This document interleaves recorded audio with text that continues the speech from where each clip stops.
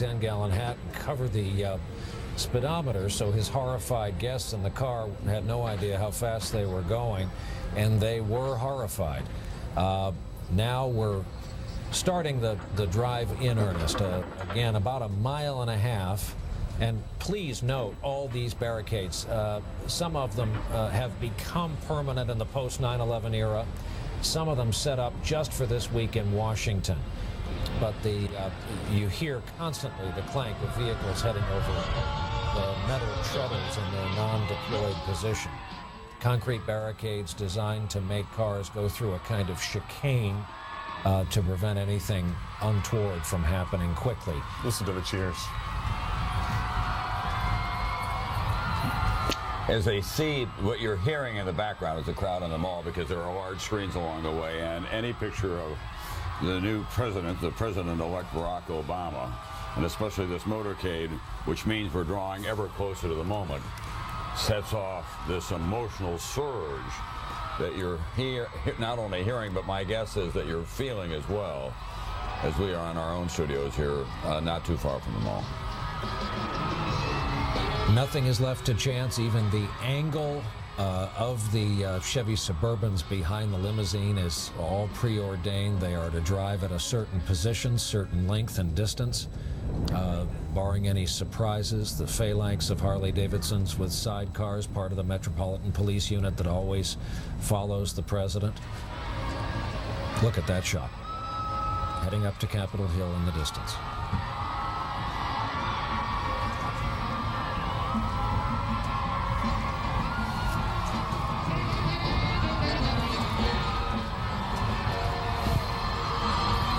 Michael Beschloss, so you have the leader of the free world and the man who is in a few minutes going to become the leader of the free world in the back seat of the same limousine. What's going on? Wouldn't you like to hear this conversation, Brian? I think we'll get some snippets soon. Oftentimes it's a pretty rough time, because oftentimes you have a president who's been defeated by the guy who's sitting next to him in the back seat of that car. But usually the two presidents try to make it an easy experience even in that time. The story is told, true story, 1981. Reagan and Carter were riding in the back of that car. Reagan, of course, had defeated President Jimmy Carter in a landslide. And Reagan was trying to lighten the atmosphere by telling all these wonderful stories about Hollywood, dealing with all these studio moguls, Warner Brothers and so on. It was lost on Carter, who was so intense and worried about the Iran hostages who would be released that day. The car pulls up at the Capitol. Reagan gets out, Carter gets out and runs over to one of his aides and says, "Who is this Jack Warner that Reagan keeps on talking about?" Two men from different backgrounds. And Michael, while you were talking, we saw a shot of former House Speaker Tom Foley just arriving on Capitol Hill. All the men and women who have seen power change so many times back and forth in Washington. But it keeps being said we haven't seen anything like this. And there's a wonderful story about the transition and how it's been going. Among other things, they invited Rahm Emanuel to come to the White House and meet with former chiefs of staff, and they brought in everyone. And they said, you only have one client, develop peripheral vision. And among those attending the meeting was Dick Cheney, who was the former White House chief of staff under Gerald Ford.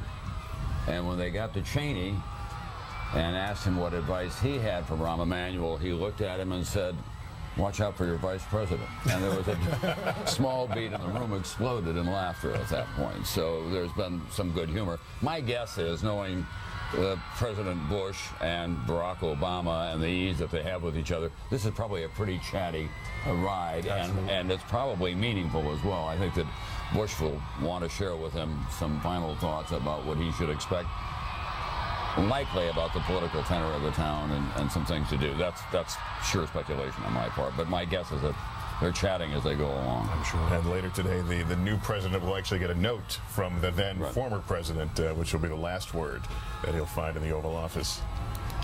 And that's one that's only a recent tradition, started by Ronald Reagan to his vice president coming in, George H.W. Bush, in 1989. Reagan liked to have this note paper that friends used to give him with little slogans on it. And the note paper he happened to have that day had a little picture of a turkey and the legend, "Don't let the turkeys get you down." that was the stationery that he used to write this gracious little note to George H.W. Bush and left it in the drawer of the president's desk. In the Reagan Library, there's all kinds of notations about weighty matters of state, and they're all on novelty pieces of stationery of varying designs and degrees of humor. We're getting close here to the Capitol building, and again, Tom's right, you can hear the reaction. A lot of it is from our microphones placed throughout the larger crowd. It's an extraordinary retrofitted white van that we have in front of the limousine with a lockdown camera position with a cushion and a gyro that keeps this shot very, very stable. And when the time comes, we'll go to Norah O'Donnell, who's on the east front of the Capitol. Norah, can you see this arriving yet?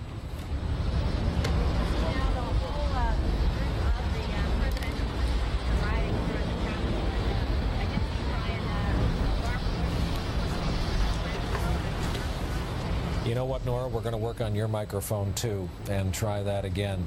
Cars have pulled up now. This is one of the protected archways. 10:59 a.m. Eastern Time. The arrival. And my guess is that that's Mrs. Cheney and Mrs. Biden, who left early. I think that, and now the first ladies are arriving as well.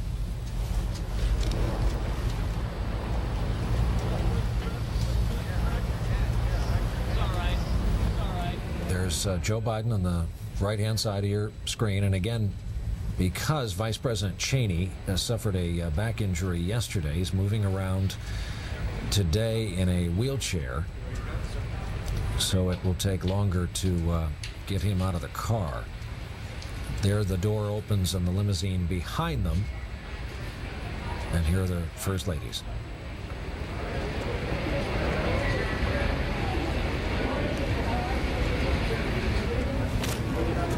The House leadership, Steny Hoyer, John Boehner, Speaker Pelosi.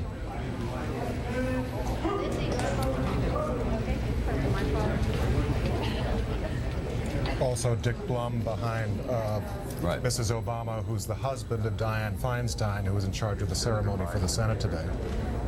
Doors are open on the presidential limousine.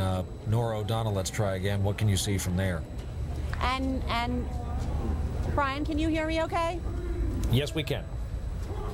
Well, as you just saw, the president and the first lady arriving here, and you know, Ted Kennedy said this earlier. It's really sort of breathtaking to think about Barack Obama arriving here. This Capitol, of course, built by slaves, and just across the way, of course, the Supreme Court, which inspired the modern civil rights revolution with its desegregation decision 55 years ago. They walked in. We can also see, Brian, you see the wheelchair that is going to be used for the Vice President of the United States because of his back injury, as has been noted when he was trying to move some boxes yesterday as he's moving out. And can you see, Brian, a very close picture just right in front of us here? We've been able to shout questions to some of the arriving dignitaries here, and we're going to watch this as they are now, as you can see, Brian, just trying to get that wheelchair ready as they are going to get him out of the limousine and into that chair. He's straining, Brian, inside the limousine. Norah, I think your vantage point differs from ours. We, all of us, as look at the mayor of New Orleans, Ray Nagin, all of us have just watched the president-elect make the final turn into their first of 2 to 3 holding chambers before they come out.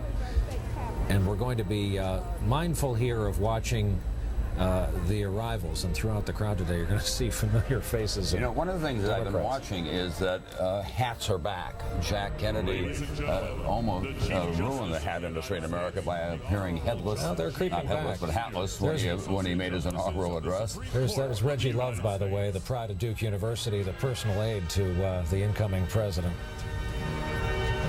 And here's the Chief Justice, members of the court. Justice Scalia with the black hat he prefers to wear in events like this. Justice Stevens, senior most justice there on the left. Pride of the city of Chicago. Remember, this will be the first, and Michael Beschloss, you can underscore this,